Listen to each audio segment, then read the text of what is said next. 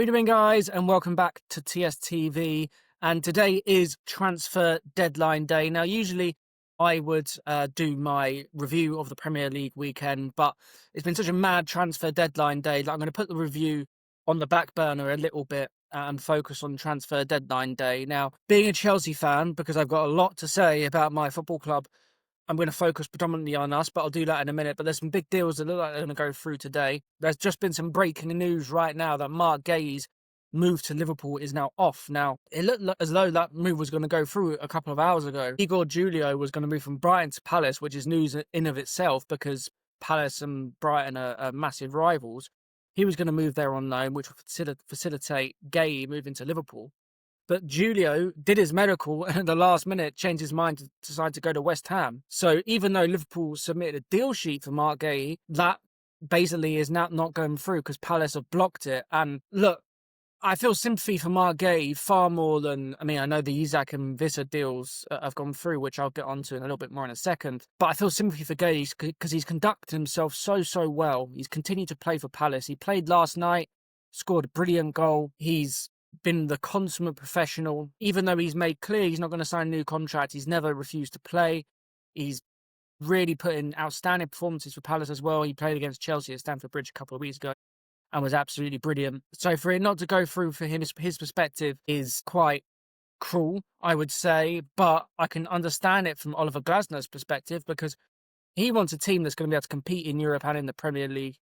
He wants to be able to have a strong team and a strong backbone, especially after losing Eze, and Mark Gay being the captain is the absolute fulcrum of that team, and to lose him so late on in the window without replacement would have been a complete disaster. So I have sympathy for both sides here, and I think it's just unfortunate. I'm sure he will get his move to Liverpool either in January or in the summer, so it's not like it will never come around again because he's a very good player. But obviously, yeah, for now it has ended in a very messy situation. And as for Liverpool, I can't have too much sympathy because their transfer window has been pretty amazing, isn't it? They confirmed, well, it's not been officially announced, but it's all but confirmed that Alexander Isak has signed for Liverpool, £125 million.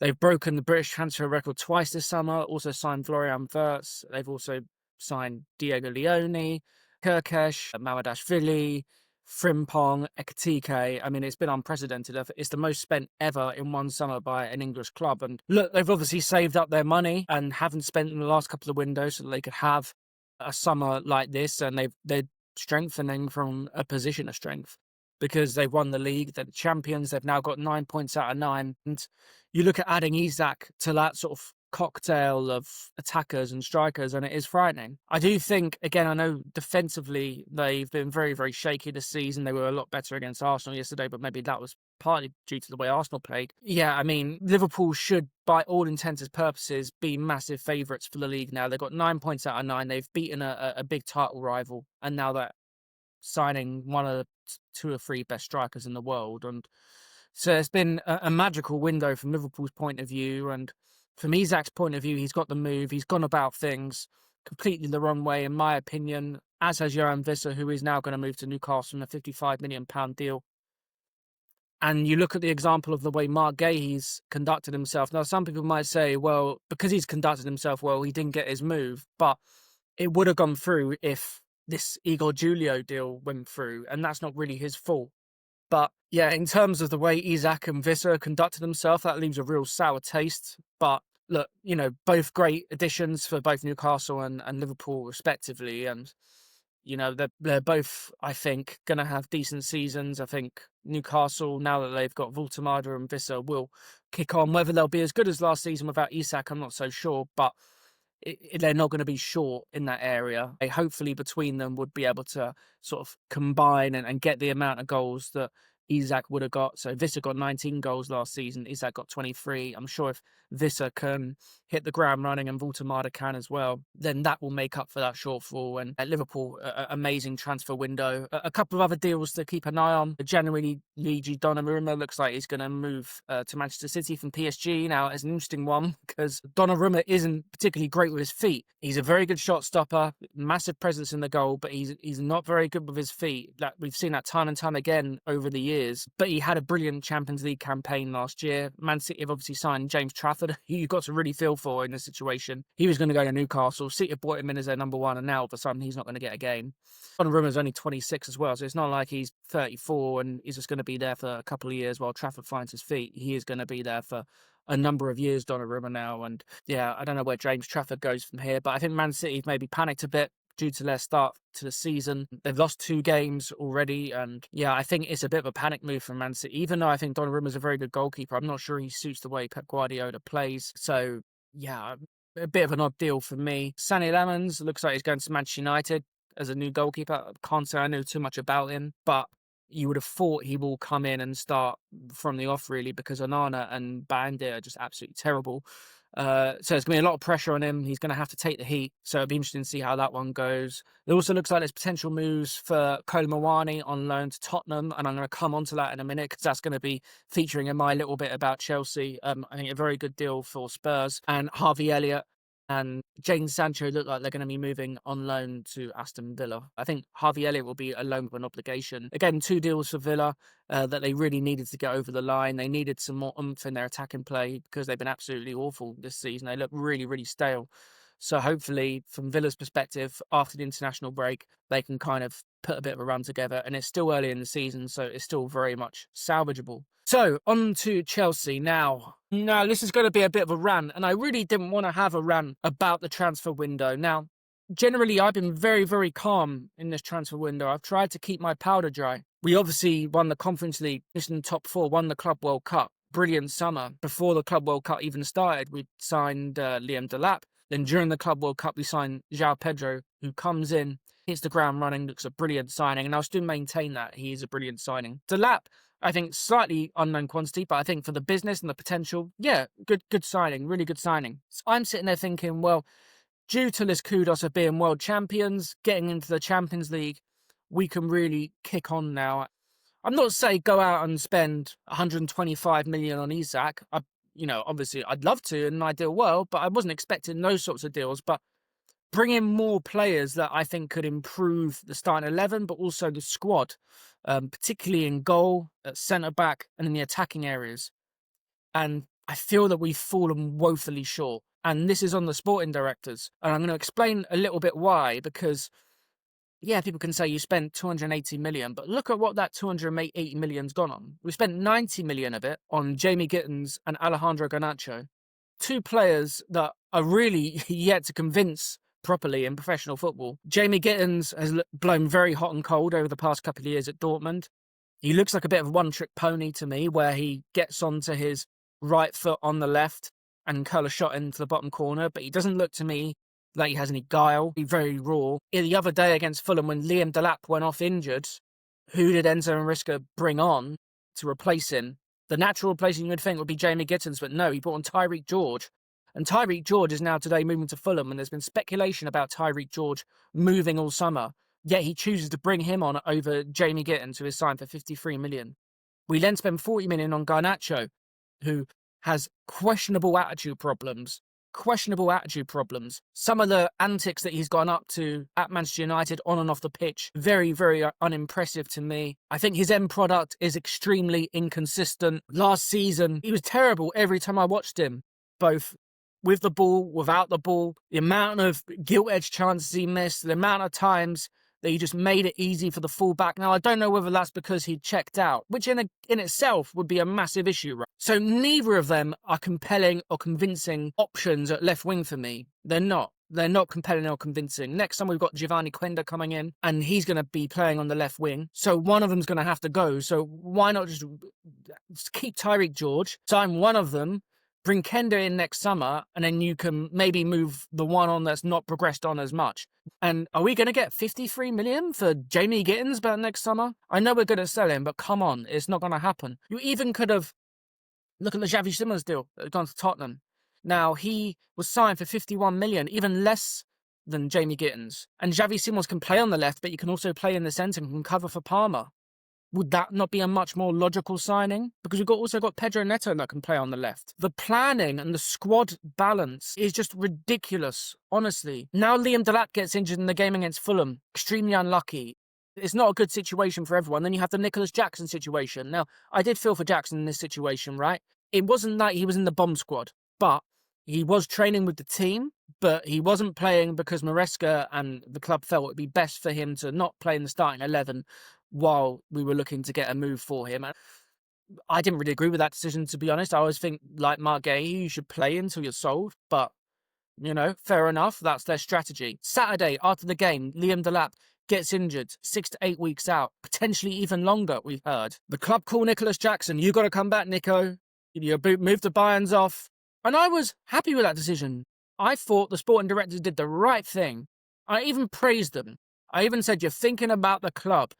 You're not thinking about the money, you're thinking about the club. And I don't mean to sound all Johnny Minerals here, but that was a complete fallacy. And all it's been about is trying to extract a tiny bit more value out of that deal. They're not thinking about the football club. They don't care. They don't care about the football club, I don't think, personally. Because instead of Nicholas Jackson being an option to João Pedro, who isn't even a number 9, he's a 9.5. He's a very good player, but he's a Firmino-type player. He drops in, he comes short. He's probably at his best at a number 10. So we're going to have to play him up front in every single game for 3 months. Because the backup option now, because we've said, I'll buy him, thanks, give us an extra 1 million euros and you can have the deal back on, which is disgraceful, by the way, a disgraceful way to conduct business. Our backup is now Mark Guiu, because we've loaned him out to Sunderland and he was their 3rd choice striker. Sunderland's first 2 choice strikers this season so far have been players that were struggling in the Championship last season. And Mark Guiu was their 3rd choice striker. Now, this is nothing against the kid. He needed to get a better loan. He needed a Championship loan. There were rumours about him going to Ipswich after the Delap deal. That would have been perfect for him. Go and learn your trade outside of the spotlight. You're 19 years old. He's very raw. He's not an Esteval where you think, yeah, this guy is going to be top tier. It is very, very uncertain whether he is going to be a Premier League player or not. And all of a sudden, he is our choice at centre-forward. He's our only recognised centre-forward for a period of time. Do you know how ridiculous that is? It's outrageous. It's just lazy. It's lazy, lazy, lazy. Because Randall Moani, who has gone to Tottenham today, a dry loan, no option, no obligation. That deal was there for us to do. Why are we not going and exploring that deal? Why are we not saying, you know what, let's try and get Kolo Moani for a season? Because Delap, you never know how long hamstring injuries can last for. They could last for months and months. Saka was out for 3 or 4 months last season for one, and he wasn't the same when he got back. Why not go and do that deal? Because they've done a dry loan. But guess who they've done a dry loan for? A fucking Brighton player. A Brighton player that couldn't even get in their squad. That wasn't even starting for Leicester last season. For Kundo Buonanotte. Is that the player that's going to take us to challenging for a league title or to the Champions League? Not even a domestic cup. It's outrageous. And going back to Guiu, you're thinking, oh, maybe he can play in the League Cup. He can't even fucking play in the League Cup because he's cup-tied. He's cup-tied. I guarantee you they didn't even know this. They didn't even know he played for Sunderland against Huddersfield the other day.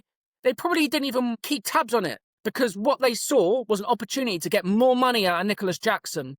And rather than actually going and doing a deal which was best for the football club and best for Enzo Maresca, they've taken the most low-cost, easy option. And I know what the briefs are going to say now. They're going to come out and they're going to say, Chelsea see Mark Guiu as a really promising striker and feel that he can be one of the best strikers in Europe. And we trust Enzo Maresca to get the best out of him this season. Just absolute bullshit. Well, you sent him to Sunderland, packed him off there weeks ago because he wasn't good enough. Not at this stage anyway. And I feel for the kid. João Pedro the other day against Fulham, last minute, he goes down with a calf injury? Was hobbling back, managed to clear one off the line, and was hobbling around for the rest of injury time? What happens if he gets injured? We're playing Bayern Munich and Barcelona. And we've got Mark Guiu up front. We've already got an injury to Cole Palmer. Oh, it's okay. We've looked at Xavi Simons and Fermin Lopez all summer, but no, we'll get Buonanotte in on loan who can't even get on Brighton's bench. It's like me going to my missus. Do you know what? We're going to go out for a slap-up gourmet meal tonight, babes. We're going to have all the great food, the drinks. It's going to be a wonderful date night. We're going to have a lovely time. And then I take her to McDonald's. That's what this is. Instead of going into a Michelin star restaurant, we're going to McDonald's. That's what they've done. And I'm seeing them getting congratulated. Well done. You've made so many sales. But why have they had to make so many sales? Because they've signed so many crap players over the past few years. So many rubbish players that they've had to get out the door. And that's the reason why we're in this mess with UEFA. They're patting themselves on the back. They're getting a new contract. Oh yeah, we're the man. Win Stanley, Stewart. Yeah, the new, Starsky and Hutch. They're the Chuckle Brothers. They are, and they always will be, because they've gotten us into this mess. And instead of trying to resolve it, it's Mark Guiu and Buonanotte. And look at our squad now. It's worse than last season. It's worse. If you looked at our bench last season, at times we had, I remember a game away against Tottenham, right? Our bench had Madueke, Nkunku, Felix, Dewsbury Hall, Avia, like good players, yeah? Is Dewsbury Hall and Nkunku, Felix been great transfers? No, I'm not going to say they have been. But would you rather have them in the squad than Buonanotte and Mark Guiu? You undoubtedly would. If you're saying that you'd rather have Buonanotte and Mark Guiu in the squad over some of these players, you are lying. You're a liar. You're lying. You're just trying to defend the indefensible. And I'm sick of it now. I'm sick of it. I was trying to be all positive this whole transfer window. Enzo Maresca and the team have done brilliantly in the last few months, but it's in spite of them, not because of them. And it's just always the same bullshit. People will say you spent 280 million. Well, net spend, we haven't even spent anything, by the way. We're in a profit. And look at the players we're bringing in. It's just an absolute joke, if you ask me. There's only one player I think that's come in that's really going to improve the starting 11 this season. That's João Pedro. And you look at what Liverpool are doing. You look at what Arsenal have done. You look at what other teams are doing to improve their starting 11. And we just refuse to do it. You know, Maresca should be going into the season with the Premier League or the Champions League and the Cups with a suit of armour and a massive Excalibur sword. Instead, he's been sent in with a ham sandwich and a bottle of water. And that's what he's got to fight with this season. Because if João Pedro gets injured, it's over, man. It's over. You can kiss goodbye to anything this season. We don't know how long Palmer's going to be out for now. It's all gone very, very suspiciously quiet over that. So we're going to go to Bayern Munich in a few weeks with Buonanotte and Mark Guiu. It's a joke. It is an absolute joke. And look, as I said, I've got progressively more angry as I've talked about it on this video. And I've probably gone on for a bit too long. And I know lots of people will say you're ungrateful or you're just moaning for the sake of it. And as I say, it's not moaning for the sake of it, because otherwise I would have done that all summer. I was keeping my powder dry. But you look at the way the window started, I was very positive. You look at the way it's ended, it's absolutely appalling. It is appalling. Anything, as I said, the window's a 4 out of 10 now. It should have been a 7 or 8. And I'm not even saying we should have won the league or the Champions League this season. I'm not saying we should have done. But we should have at least, I think, been in a position to compete or to think that we could compete. But we're not. We're not, realistically. With Mark Guiu up front for however long, with Buonanotte in the squad, with Garnacho and Gittins on the wing. We're not. I'd say there's 5 or 6 teams with better attacks in the league than us, if you take Palmer and Pedro out. Esteval could be that guy. Maybe that's a bit harsh. But obviously, he's super young. He's 18. We need to give him time to breathe. He's going to be, I think, a top-class player. And maybe I just need to calm down. As I said, maybe in a couple of days, I feel okay about it. But I'm absolutely fuming at the moment. They've completely let Maresca down. They've undermined everything he's built recently. It didn't get him a goalkeeper. They didn't get him the centre-back they wanted. He said after the game he wanted a striker. They haven't got him that. They just brought Mark Guiu back. I guarantee Maresca is not in favour of that at all. Left wingers, they've got him meh players. Maybe they'll be really good, but maybe they won't be. You shouldn't be doing that at Chelsea Football Club. That shouldn't be the case. Instead of getting Xavi Simons and Fermin Lopez, you've got Buonanotte on loan. It's ridiculous. Absolute joke. And yeah, I'm glad it's the international break now. And as I said, it's a shame because we've actually had a good start to the season. Maybe I'll feel better in a couple of days, but these directors, just a total shambles. And we've got 6 years left of them. You know, that for a whole phrase, when someone shows you who they are, believe them. Yeah, I'm not going to get carried away ever again until they show me that they're someone different, because they are an absolute joke. Anyway, guys, that's my transfer deadline day bit. Apologies if it got a bit explicit and it got a bit ranty towards the end. I'm just very passionate about my football club. I just wanted us to do a bit better, and I thought last season and the end of the season, we'd be in a real good place to progress, and I'm just not seeing it. I'm not seeing that they care enough. I know Maresca cares enough, and I know those players care enough, but he has not been supported as he should have and deserved to be. And yeah, this season for me, it ain't on Maresca.